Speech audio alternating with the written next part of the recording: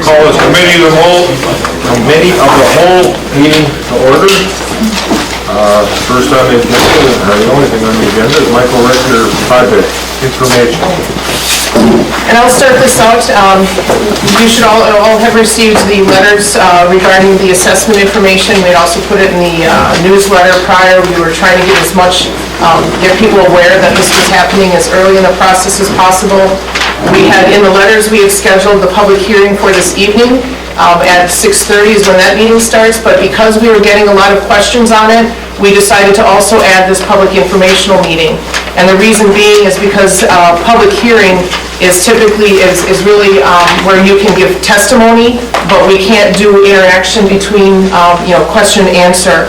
So that's why we added this informational meeting, so we could do more of the interaction and answer your questions. And then also, we're going to start it with a presentation, just going through the process and how we got to where we are right now. So I'm going to start it with this, and then after we go through the history of this assessment and the road construction and so forth, then we'll open it up for questions. So just kind of starting, it's like I said, it's to really talk about how did we get here, how has this happened to get to this point where we are ready to build the road. So just some history and background is the stuff really started in about 2000 when the development was first being planned. And these are some excerpts from meeting minutes. And this first one on the left, it just says, let's see, this is when the administrator at the time was Duffy.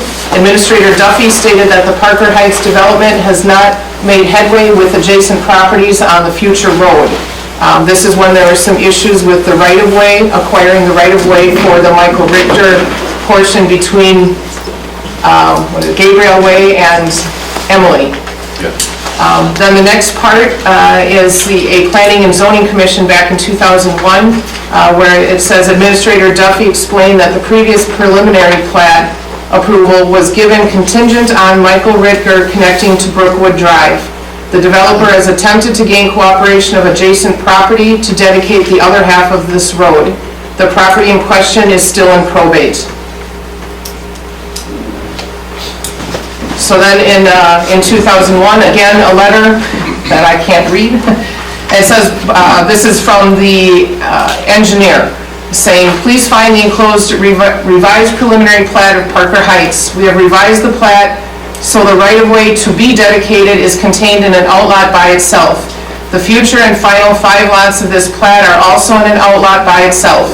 In the future, when the road right-of-way is dedicated in front of these lots and they meet the requirements, they will be plotted by a second edition of Parker Heights. I have called on Parker and he will be dropping off a review fee for this revised plat. If you have any questions, call me, and so forth. Then under the technical review notes, that was done when the engineer reviewed and staff reviewed the plat.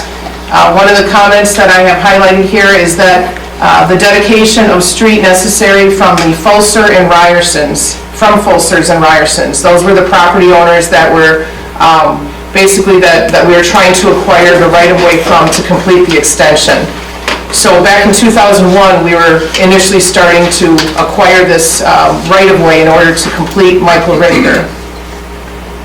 Then we got the first part of the right-of-way in July of 2001, and in that agreement with the property owners of it at that time, this agreement states that Michael Ritter Way will be extended to cross over and adjoin the above described real estate owned by the Ryersons. Then in a memo to the village administrator from the engineer, it states the water main connection at the west end of Michael Ritter cannot be made unless Fulser dedicates the road right-of-way, grants an easement. If we were able to do this, we would build the entire road, at least that is my understanding. Then in 2001, we were still having difficulty obtaining the road right-of-way, so the village entered into an agreement with the developers, and in that development agreement, it states that the village shall by resolution approve a notice of pending and or future municipal municipal improvements and special assessments for such improvements, including but not limited to asphalt roadway, curb and gutters, sidewalks, and street lighting. The assessments shall be made as an area assessment, i.e. total project cost divided equally among the original 54 total lots located within the Parker Heights subdivision. And then these other documents on the top right shows that it was recorded with Allegheny County Register of Deeds. And then on the bottom right, I show Exhibit B just to identify, because this was recorded with Allegheny County along with the restrictive covenants and deed restrictions. It was all part of the same document.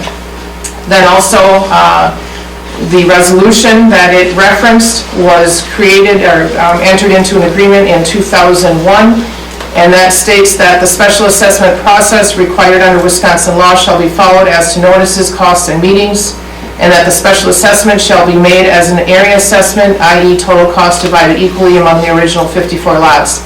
So this is putting into place what the previous document said we were going to put into place. And so then this was an agreement that was then also recorded with the Allegheny County Register of Deeds. So after all of those agreements were in place, then the final plat came to the village board for approval. And that was approved in 2002 and recorded with Allegheny County. This is a map showing it. And then I've zoomed in here on the top portion of Michael Ritger. And then and going in a little closer, that plat that was recorded identifies, why do I keep forgetting the street name, Gabriel Way, that as a 60-foot radius temporary turnaround. It identifies the north part of Michael Ritger between Emily Way and Gabriel Way as future 60-foot road right-of-way. And it identifies the outlots to the south of it as to be used for future addition. So that put in place that identified the road right-of-way, that it would be a future road right-of-way, and it identified it as Michael Ritger. So then the next steps that the village had to go through was to try to continue to acquire those, the property, to actually purchase the property or have it deeded from the Fulsers and Ryersons. So the first one came, it was a CSM that was done in 2004, and this was an agreement with the Ryersons where they dedicated a portion of it so that the village could complete the street. So we had that parcel in place. And then the project was delayed, and it was delayed because the remainder portion of the road right-of-way that we needed to acquire was in probate. Is that correct, Bob? It was in probate, so it was tied up. We could not acquire it. So then it didn't occur until 12 years later, and that's when property changed hands from the Ryersons to from the Fulsers. From the Fulsers to Benchmark. And then in 2013, the village started working with Benchmark in order to finish acquiring the rest of that road right-of-way. So we achieved that in 2013, and finally we had all of the road right-of-way necessary in 2013 in order to complete that street. So then the next process was that we needed to get the funding. So in 2016, we started the process of creating a tax increment district, and what that does is give the village another, I guess you could say, a tool in order to be able to finance the village's portion of that road right-of-way of building, constructing the road and the utilities. So this started in 2016 and was completed in 2017. I've attached or shown here the map, and in here, in the bottom purple area is where the Michael Ritger road right-of-way is, and it's identified as number 1 and 2 for projects. And in the project list, it shows sanitary sewer and water main and new streets and street extension. And then it also showed the proposed or planned budget for it. And then here it showed the time frame for it with the intent that the street construction and sewer and water would be in 2018. So kind of in summary is that the process was initiated in 2000, and it had journey from 2001 to 2004, and then it was stalled in 2004 as we tried to get the rest of that road right-of-way. And then, once we were able to gain that, then we had to work on the tax increment district in order to find a funding mechanism for the village's portion of it, which we did started in 2016, completed in 2017, and that process had to go through village board approval, the joint review board, which includes the Hortonville Area School District, Allegheny County, and Fox Valley Tech, and ultimately needed to get state approval.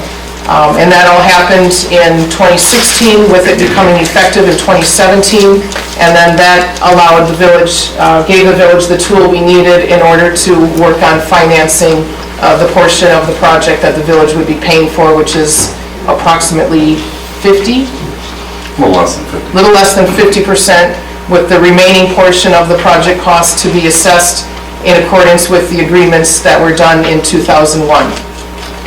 So that's the history of it. And now it's for questions. We have various people that signed in. Pardon? We have various people that signed in to speak. Okay? Why don't we call them up in that order? First on the list is Tom Banker from Greendale Road. Couple of things, you just brought up that you're gonna pay for your half of the road less than 50%.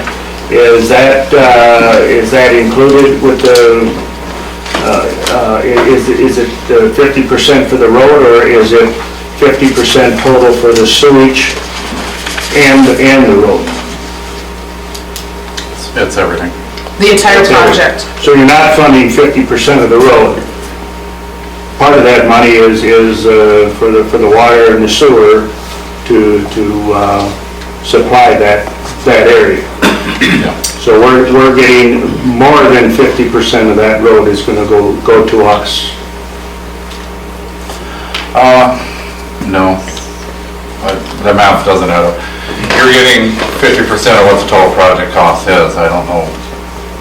I don't understand. That was my question, are you paying 50% of the total project, or are you paying? Yeah, it's total project. The other question I It's have actually a is, little less because the Ryersons have to pay for their percentage as part of the other 50% on the well, road side. that's the other side of the road.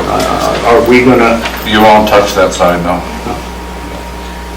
and it was brought to my attention that you guys were offered the fact that Parkers would come in, and if they were to get your 50% and the money for the water and the sewer, that they would put the road in and at no cost to every person in this room.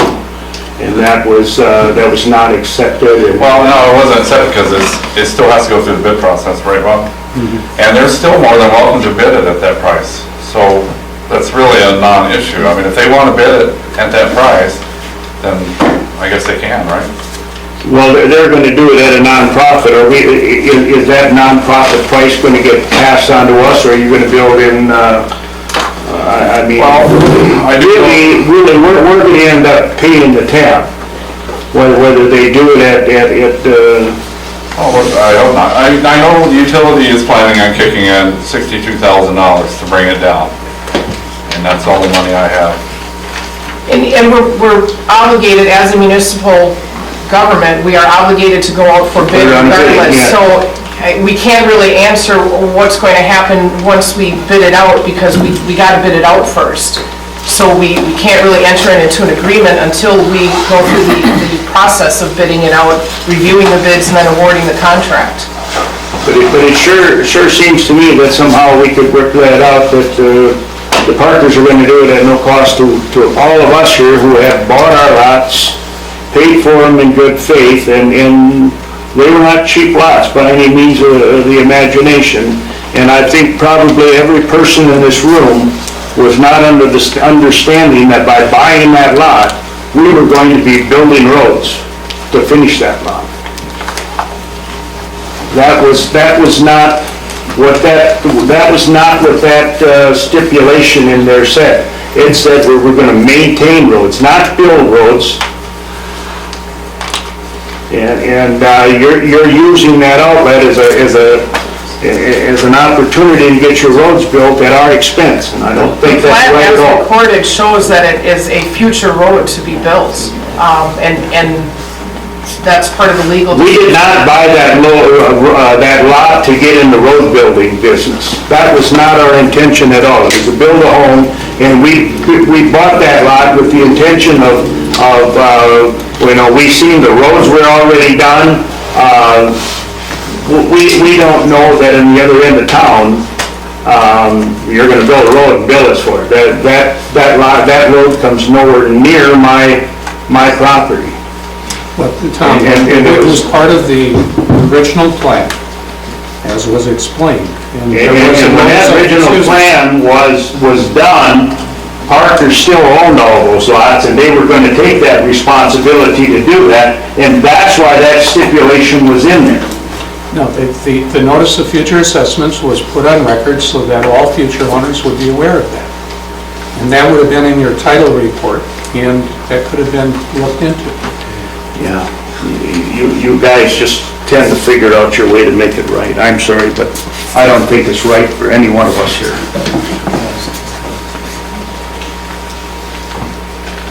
Who's next on the list? Oh, sorry, Deb Oldbury from Gabriel Lane. My question is, what happens with the vacant lots? How did they get factored into this? The ones that aren't sold yet or have no homes on? They have the same, They're all assessed the same. It's a per lot assessment. And if, somebody has a 1.5 lots, it's 50% higher. It's prorated. Is that your only question? For me, yeah. Next on the list? Ashley Cook. the Cook from Gabriel Lane. My only, I guess, comment, or question I wish that I had is that when my husband and I bought the house, we were very hesitant to buy it just because the taxes are higher, and wound up buying it because our realtor had said, call, see if there's going to be any special assessments, any reassessments. So my husband did call, and when we called, they had said, no, there are no upcoming assessments, there's nothing that is coming, and I wish I had it in writing, or I wish I had it taped or something, because after that phone call, that was when we made the decision to say, we will buy the house, there aren't any assessments, that they don't see anything coming in the future. And we kind of saw that cause too of maintaining roads, not building them, so it was a little fuzzy to us too. So then when we saw this, we were pretty upset about it too. So I'm trying to be understanding, and I understand it has to get paid for, but when we called, we were told there was nothing coming up. When we answer that question, when people call about their lots, it's about the projects that are immediately pending. That project was destroyed. Didn't you just get done saying you've been pending it since 2001? I've lived in a subdivision. We just listened for 30 minutes about how this has been on the docket. Yes. For the last 7 years. Documentation. And now you're saying, well, no, we only say. Maintenance of all the streets is also on the docket for the Yeah. future. I can't answer to any of And those we bought our either. house. Well, that's not a question about assessments. Yes, it is, because I've been special assessed for them myself. If somebody called and said, is there an assessment, or is there any sort of an assessment for this property, and you said no, then you were lying, because she just got done talking for 15, 20 minutes about how this has been on the plan, how it's been in the document, it's documented that it's going to be under special assessment. 17 years. Lived there a year and The road is off of the agenda, the road. Keep order here and have one at a time, please. And our past president, she sold hers and got out of town. Yes, she did. How did that Great, work? too. Who gets assessed for that? They didn't put a sign in the yard, they were going. The new owner. Why would the new owner? That's non-disclosure. She knew this was going on Yeah. for 10 years. And wasn't it, I don't know if the people are here for that, but boy, I'll tell you what. all of That's these wrong. documents were recorded with the Register of Deeds that should have been discovered with the title search. That's why we recorded it, so that when the real estate transferred hands, it would be discoverable. I mean, there's two different, actually three documents that were recorded. The actual plat showing that it's future right-of-way and future addition, and then the developer's agreement that was also had the restrictive covenants. I mean, I'm guessing, I suspect you guys have your restrictive covenants. The developer's agreement was actually stapled to that document when it was recorded. And then lastly was the notice of assessment. Before we go to raising hands, I think we need to get through the list first. Lauren Steinacker from Herbert Drive. Who owns the property on the north side of the road? The village owns the entire thing? Of the projected road? Of the road? Yes. Where the road would be, the village owns that. Okay. Then what's your development you're putting in there for these townhouses, apartments, whatever they are? That is, your access to that is where? Off of Main Street. Where was the original access for the project when it was first started? When it was first started, they had proposed off of what would be Michael Rittger, but then I can't remember when they switched it to be off of Main Street. When they figured they would have to pay for the road and that would be too much cost to it, or what? No, actually, it had to do with some, yeah, okay, the utilities access, and wasn't it having to do with that locating the stormwater because of that area that in the northwest corner that they had to work around because of the past contamination. And then a lot of your notes when you were talking here, everything you said was, the village is looking to gain more property so we can put this road in. The village is looking to do this. Were Parker's looking to do this? They was their part of their development. It seems like the village pushed it so they get a road put in. And everybody's pretty happy with where the road is now that there isn't one. And maybe the village should have done a study with the people to see if that needs to be through. Is there really a reason that road needs to go through? Is there a potential use for that road? Because it doesn't gain anybody in our subdivision any extra needed access, any quicker way to get to our homes or anything like that. So that's part of my question of this case study that you did on this road, as to what are the benefits of that road to start with? Well, the first part of it is that we had planned on doing it, working on acquiring the road right-of-way before any of the lots were even sold. I mean, before it was developed. That was the intent all along, because it was part of the plat. Well, it could be part of the plat, but what is the benefit of the road now? It's been gone for it hasn't been there for 20 years, and doesn't seem to affect anybody there. And I'm just wondering, what is the benefit of having that road? I mean, did you do your pros and cons to put in this road as to, does it benefit the residents? Does it benefit the village? What does it benefit to put in? If your access for your townhouses is going out the other way, that's not a benefit for that. We're still gonna have road frontage. We still have 3 dead ends up there.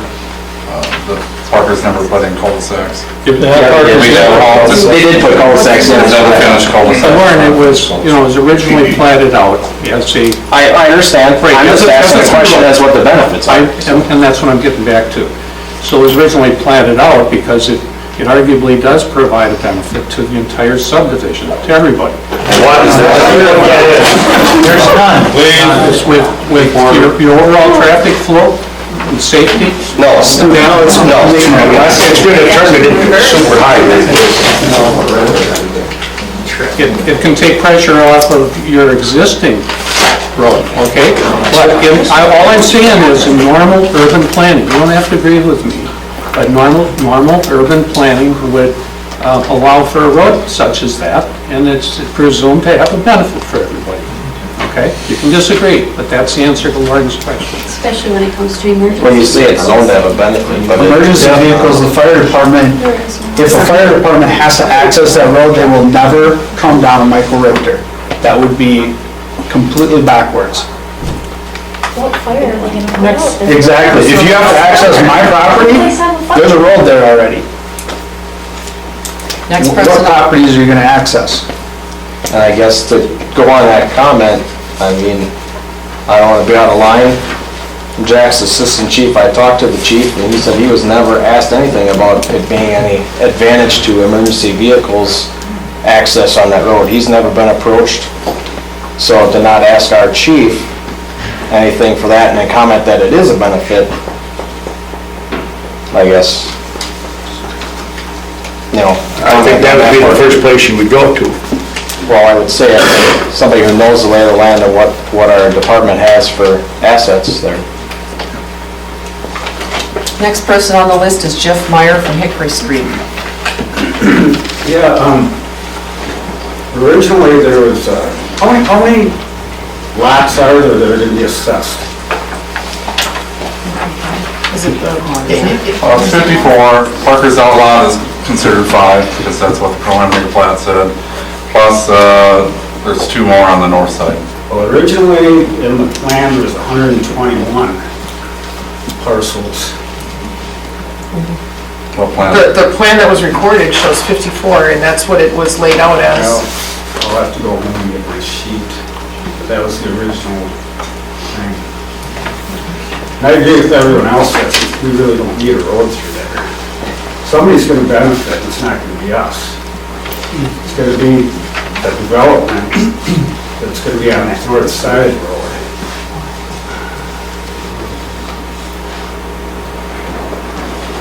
Is there any others on the list, Lynn? Yes, sir. So I'd like to go, there's a few things I'd like to request. Back to the comment about calling the village and asking about special assessments. I also did the same thing and was told, I'm Michael Richter, so I'm paying for that whole portion there. Before I bought that property, I called the village and asked, is that road happening? Is there anything that's gonna happen? Is it gonna, nope, we've decided it's not gonna go through. There is nothing. So with individuals sitting there and telling us that it's been happening for 12 years plus or 17, and for people to call the village and ask that, and you just sit there and say, well, I can't say that. If this was in the planning commission the whole time, should be able to tell us that there's a special assessment that will happen in the future. How can you say that that's not a flat-out lie to individuals that are calling and asking about special assessments, when I specifically said I am hinging on buying this property on whether or not this road is going through? We've decided that road is not going to go through at this time. I just can't even imagine who you talked to, frankly. And even at that, Well, there's only 2 people down at the village that answered the phone, so I don't know. You tell me, it's one of the 2. and if they said at that time it may not have been, But you have 17 years. it may not have been ready to go through, they may not have known. You specifically stated that you... Please, I am talking. They may not have known it was 2017, for all they knew, it could have been 27 or 37. We didn't know at that time when it was going to happen.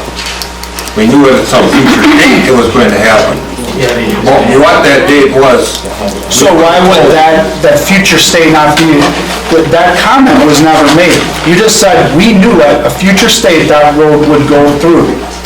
That comment was not shared with myself. When did you And buy whoever you it? talked to in there may not have been privy to this whole thing. Come on. When did you buy your house? When did you buy your house? And the whole process 2016. may not have been available to the people in that front office that you talked to. If you would have talked to whoever was administrator at the time, or whoever was president at the time, they could have maybe told you differently than what the gals in the front office told you. Actually, go ahead. Are you done? Go ahead. Then if that's the situation, why is she answering the question like she did? She's been in this office for almost as long as I've been here in town. And if she doesn't have the answer to that question, then don't give the answer. Put it to someone that does have the answer. This is people's money you're talking about, and they're banking a mortgage on the information she's given them. And if it ain't right, well then somebody needs to do something about it in your position. And I don't know if it was Lynn that answered the question, it may have been one of the other gals. Well, I know she answered the first question to this lady, because she said she did. Yes, I realize that. So I can, So it's probably the same person, gave the same answer. I guess I took that wrong. I didn't get that you had said that you answered that question. You were What they were providing talking about is response the to real estate question. certificate request that the realtors put through when they're getting ready to sell a property. And one of the questions on there is, are there any any current assessments on this property? And we say, no, there are no current assessments on the There are no property. current The only assessments. other way to answer that one is that any property in the village may have a future assessment. I bought a property in a subdivision that ended up having a road reconstructed I wasn't planned on. So I the ended up paying for real it. estate certificate says current. It's, yes. So an example of that would be what, like a water bill, what would be like a sample? Current street construction project that is has been gone through the assessment One process. that's in the budget to be done, one that is currently being And has a resolution for assessment. one that is moving forward actively as we speak to be completed, not one that is planned for possible future. So, and like the first step in this was the resolution for assessment that the village board passed. We do that for subdivisions just in order to make sure that any of the future things that may happen are covered. Yes. So it sounds like maybe there's some issues with semantics. To me, it sounds like, I didn't ask about current, I said any upcoming, and maybe you can't explain that information, but to me, it sounds like this sort of was current, but it was also upcoming. Like, I feel like someone should have told us that, because we probably wouldn't have bought the house. And it sounds like that's what's happening to other people here too. So, I'm trying to be respectful here, and, I understand why these people are upset, I understand why you guys are too, I understand this has to be paid for, but it is upsetting, because we weren't told about it.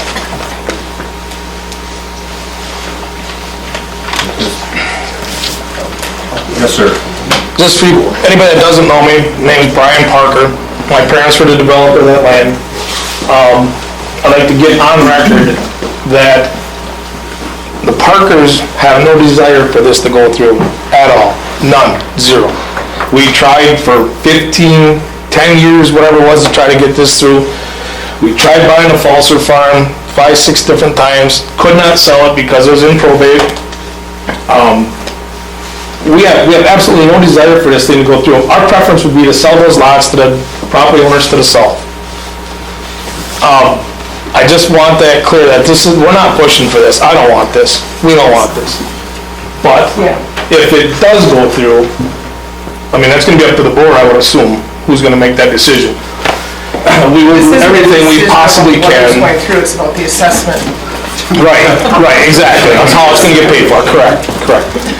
But we're not looking to get this through.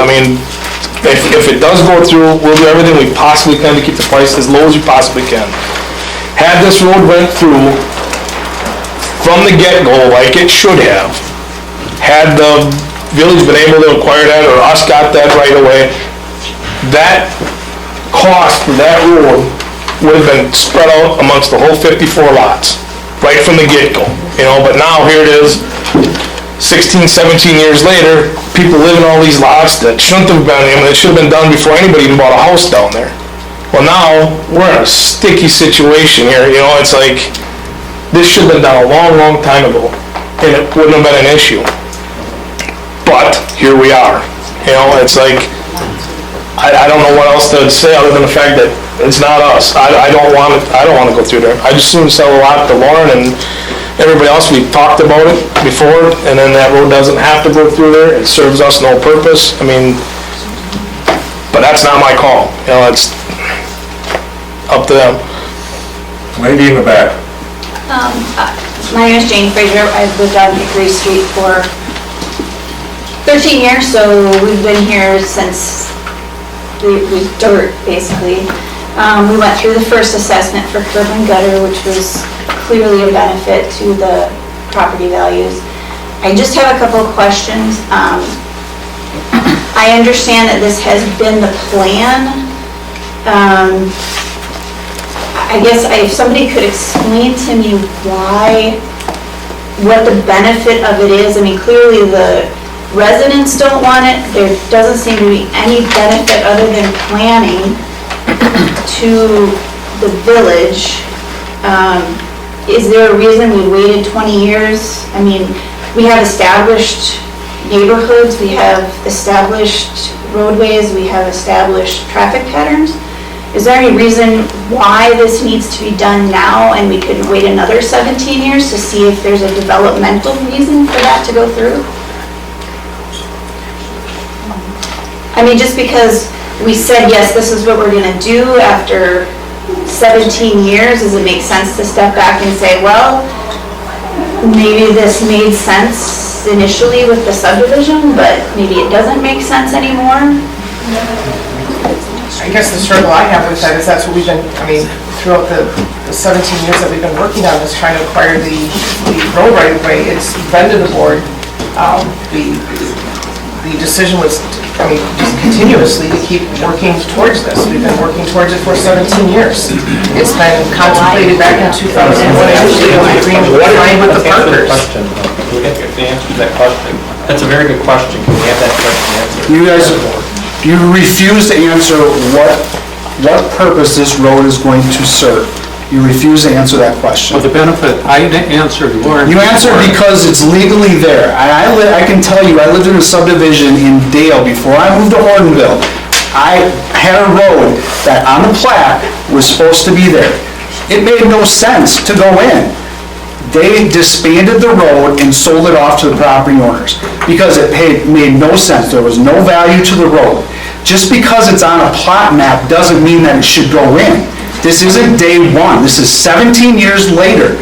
What is the purpose of this road? What is the value? You refuse to answer, other than it's on a plat map. The fact that that gentleman over there has told me there's too many dead ends in this village. I thought I made it clear before, talking to Lauren. That's the same question, what's the benefit? And it's a benefit to the entire subdivision. The whole subdivision is here right now. You can disagree with me. Well, you're not giving a reason why you believe it's a For benefit. traffic flow and safety. Have you done a traffic flow study? One at a time. You can disagree with that. Where's the traffic flow study that you did? Yes. If this is a benefit, there should be a traffic flow study. In 2001, that incorporated traffic, 2001, you're gonna base a I said study the on original design of it 2001? was based on it going through. Which, we're in 2018.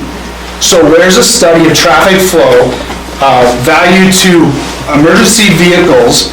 That should be the value. If you can prove that value to us, I think we could buy into it. But you aren't doing your homework, other than the fact that shoving this down our throat that we should be doing. There is no value, you refuse to give us a value. And your perceived value, you have no facts behind it. The gentleman back here. I'd like to read something that I found regarding special assessments.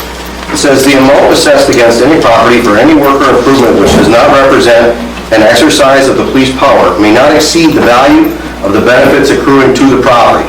If an assessment represents an exercise of police power, the assessment shall be upon a reasonable basis as determined by the governing body of the city, town, or village." Now, the rest of the special assessment stuff, over and over and over in the special assessment, it says that it lists special benefits. So those being assessed need to see special benefits. And special benefits is defined as an uncommon advantage accruing to the property owner in addition to the benefits enjoyed by other property owners. Now, back in the first one that I read here, it says that you can't exceed the value. So the assessment that you are going to place upon us cannot exceed the value of what the benefit is going to be to us. So can you justify financially that we are going to receive some sort of an additional boost in our property values, something financially that would meet this requirement? No. You indicated at the beginning of that article that there... Oh, no, this is the state statute. This is the one that you guys quoted when you sent out. There's two ways of specially assessing them. This assessment was done under police power. And case law is clear that when you do police power, there's only two issues to look at. Is there a benefit to the parcels being assessed? But you do not have to go through the analysis that's with a non-police power assessment. In the non-police power assessment, you do have to prove actual benefits. So it's a benefit cost analysis, and it's quantified as to the lots as you indicate. But when a municipality decides to exercise its police power for special assessment, then you just have to show that there's a general benefit. You do not have to quantify that. And then the second issue on legal review is whether or not the assessment methodology overall was reasonable, fair and reasonable. Okay, so, as to the benefit, I mean, I don't want to be, I want to say this one, I don't want to yell over top of everyone, okay? Traffic patterns in our neighborhood, we walk everywhere in that neighborhood. There are literally no traffic patterns in that neighborhood, right? There is no traffic in there. My kid and Eric's kid, I let them, they're 8 and 6, 7, and we let them go take the scooters and run around on the streets. There's no traffic. I have friends from other cities come visit, and they're amazed how we can walk and just not have to worry about our kids on the street. There's almost no traffic except for the residents in the neighborhood, which is what, 50-some people, okay?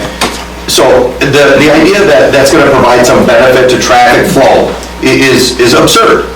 It's completely absurd, and these are the people who live here who have to drive on that road all the time. So that's a baseless argument that that's going to provide a benefit. Now, in terms of where it's located, it provides no convenience, it provides no benefit to anybody who already lives here. The only people that would benefit from that road would be Parker himself, because he's the one who owns the lots, and he doesn't want the road. He's the only one that stands to benefit, according to what we've heard here today. He's the only one that stands to see an actual specific benefit from it, because he owns the lots. Everybody else, there's no benefit to us. In fact, if it ends up being what most of us suspect it is it's going to be a pathway to that future, that multifamily housing development, it's going to be a detriment to all of our property values because it's going to drive up traffic in our neighborhood. Right? There's no benefit to any of us. You can't say traffic, you can't say monetary, you can't say public works, you can't say the police, you can't say the fire. Nobody sees a benefit from this except for Mr. Parker himself, and he doesn't want it. So that means in order to prove there is a community benefit, there is an overall benefit, you as the board need to come to us or to some other body and say this is the actual benefit. And I haven't heard anybody put anything out to say this is why we're actually doing it, when he's the only man here who owns a property that's on there, that's going to get used. Now, the only response I'd give you there is that you're talking about the subdivision as it exists now. Okay, how many vacant lots are there? I think there's only 3 left in the existing subdivision. Yeah, and then 3, and then I believe. 3 left. Plus, The outlot, you're talking about 5. plus 5? That's how it was originally laid out, right? Yeah. So we're talking about there might be 8 more homeowners someday? Maybe. Well, And you're going to be concerned about the 8 homeowners that might move in someday versus the 50 that are there now? We'll never use that road because their lots aren't even Yeah. close to where that road is going. Let's refine that question, Mr. Parker. How many of those lots are going to be affected by this road? How many available lots would be affected by putting in this road? I mean, 4, I do believe, right? Diane, 4 or 5? I don't even know. I mean, all the rest, there's a vacant lot. Kitty corner across from mine, it won't make any difference to them, whoever buys that down the road. Now, you guys have made some strides recently in trying to bring taxes down and trying to not put the burden on. I mean, we have an enormously high tax level that we pay in the city, right? And you've done some good things to try to bring it down, to try to expand the tax base. They're building on Clegg's land out there, and we're going to put in a bunch more houses out there, and there's a new development, and you're going to get some more taxpayers out of that. But this type of thing drives people out of a community. I mean, when the board just comes in and says, well, you know, like, oh yeah, hey, 17 years ago, the dummy signed an agreement, and oh, by the way, the agreement was there because the initial road was all gravel, and they knew that somebody was gonna have to pay to put in concrete, curb, and gutter, and that's what that original clause in the agreement was for, which was also already taken care of in 2006, when everybody got assessed $5,000 plus for it. That's what that was put there for. It was poorly written. And now somebody wants to take advantage of that to get this put in. Sorry, that's my... Carl, do you have, or do you guys have any kind of an idea how much per lot we're talking that's actually gonna get billed to the property owners? Do we have a clue? 2 to 3. It all depends, like you said, if you come in and you bid the cost, then we get that. But we're still talking, you're still talking 1,500, $2,000, 25. 2 to 3, you said. I mean,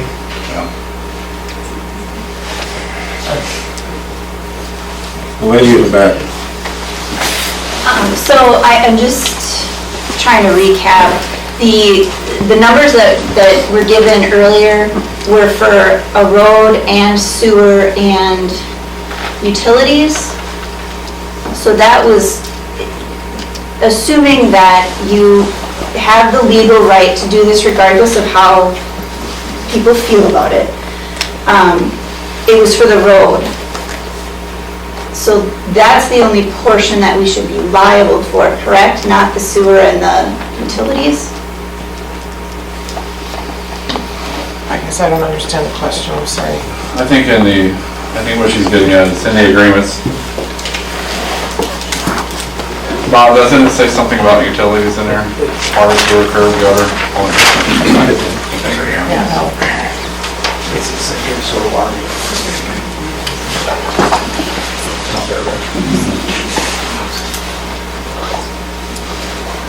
Yeah, all street segments, curb and gutter, sidewalks, street lighting, storm sewer, sanitary, water mains, the whole shebang. Again, I go back to, Did it say anything about road construction? I didn't hear you It says say road that. Street extension, segments. and it specifically identifies extension. I understand under the guise of urban planning, obviously you want to do what makes sense for future development. The problem is it's already developed, it's already established. I would like to see the village spend that money on something that makes more sense. Is there anything unique about this assessment compared to other assessments? I think of other assessments, like Easy Street or by Honeysuckle. We did one industrial park. In one industrial park. So is there anything unique about this? I wasn't on the board in 2001. Deb over here, and you don't remember this. Was there anything unique about this, Bob? Was there anything unique about this assessment that was different, that made this different than a typical? In 2000, Yeah, when this was signed, when the board approved this in October of 2001, was there anything unique about this assessment? Or is it just like a? Other than the right of way hanging out there? no, that was the only curveball. Okay. Yeah. It would have been, it was part of the plat, and it would have been put in, but for physical inability because of the false approval. But yeah, it was typical. It was common, it was normal, but for the false approval. Because looking at the minutes, there's nothing remarkable about it. No.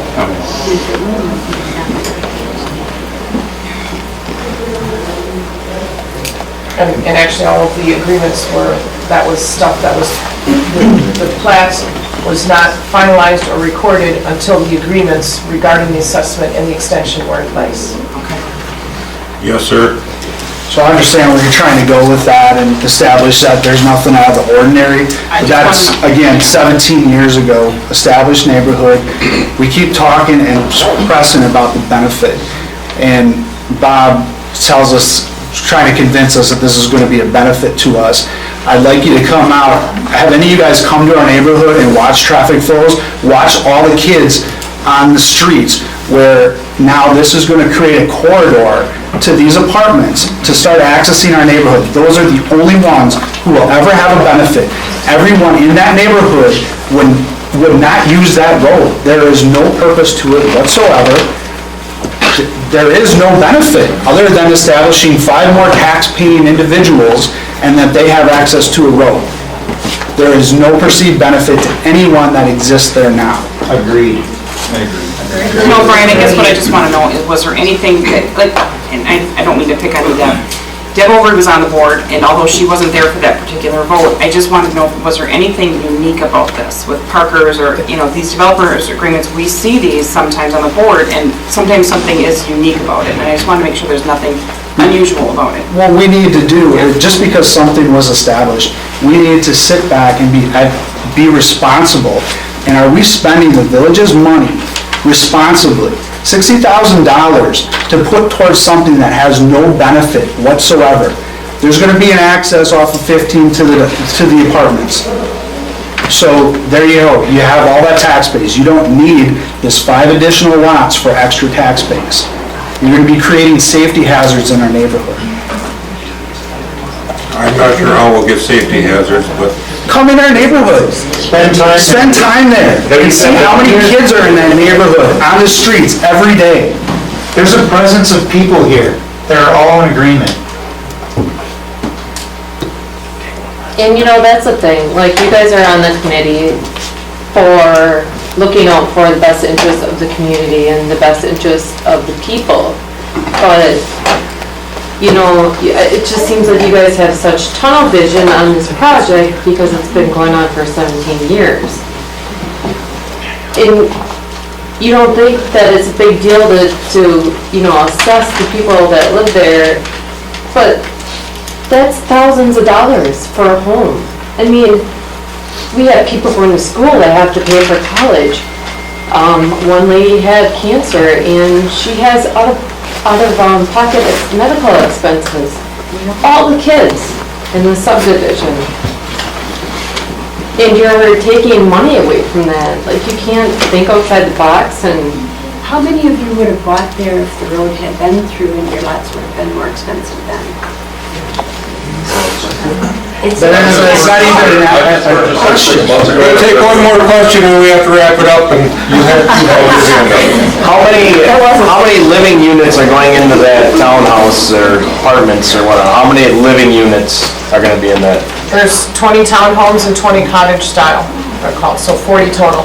40 total families or whatnot? So you're gonna almost double our traffic through the neighborhood with That that? traffic's not going There's no that way. access on. Then we don't need Why do we need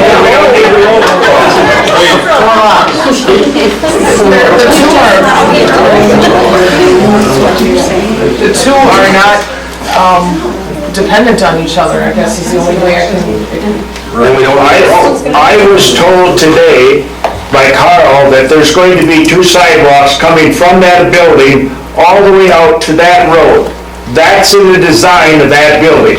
So you don't think those people are going to be parked up and down that street? That's going to be their second parking stall. Because they got access out the back way and there's 2 sidewalks. Is that not what you told me I think today? they probably have sidewalks, yeah. Yeah, so that's going to be their second parking stall, is that road right there.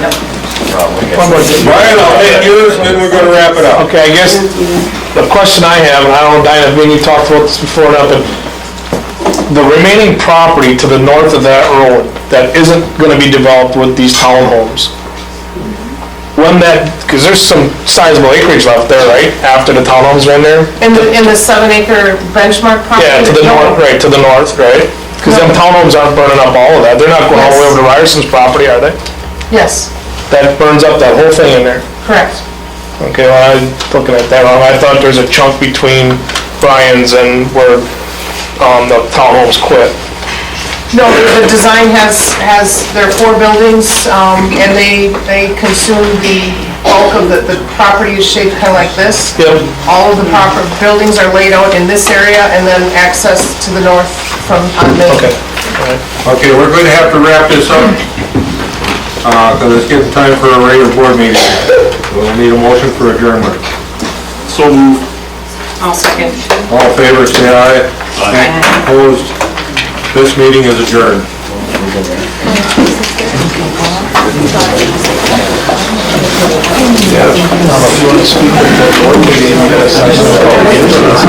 I'll stay for that,